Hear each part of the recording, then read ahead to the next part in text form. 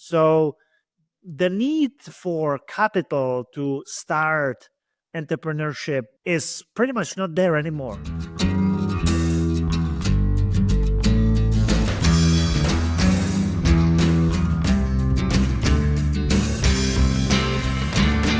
Welcome to $4 Million Strategy Podcast, the best 4 minutes in business for strategy and tactics that you could apply to your business today. This is Carl J. Cox, your host. Today, we're with Lubo Smid, the co-founder and CEO of STRV, a software design and engineering company.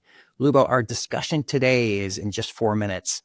How has entrepreneurship changed today versus 1 decade ago? Thank you so much for having me. I think it's a wonderful topic to discuss briefly.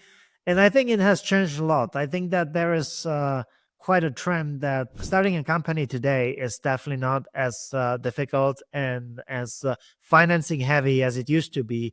I think there is also a subset of entrepreneurship that is called solopreneurship, where people basically build huge businesses without any employees whatsoever, right? And if you don't need any employees, you likely don't need a lot of money to be able to start a business. And there's been some great companies that were born like that in the recent years. So the need for capital to start entrepreneurship is pretty much not there anymore.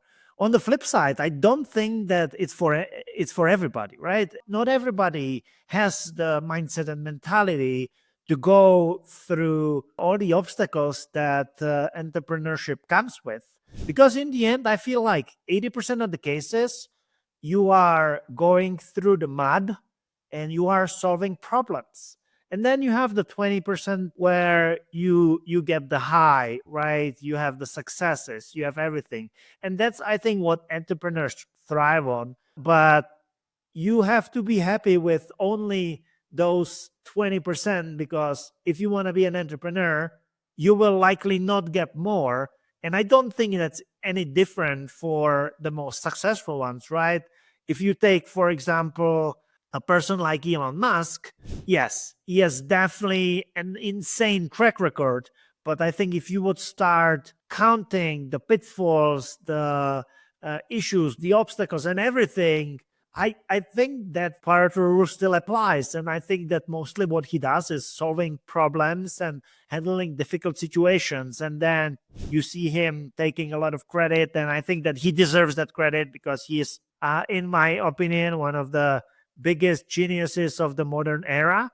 But it's just not for everybody. So I think that for people diving in, they should definitely think about whether it's for them. But today it's just a lot easier than what it used to be.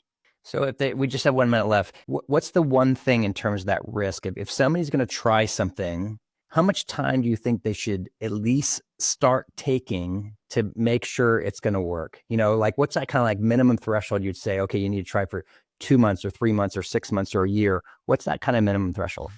There's not a golden formula for success. I have been doing what I'm doing for 13 years and it's still progressing and it's wonderful. I have seen my friends changing the idea that they go after every 2 or 3 months. I don't think that 2 or 3 months is enough to get an idea into something that you can feel good about.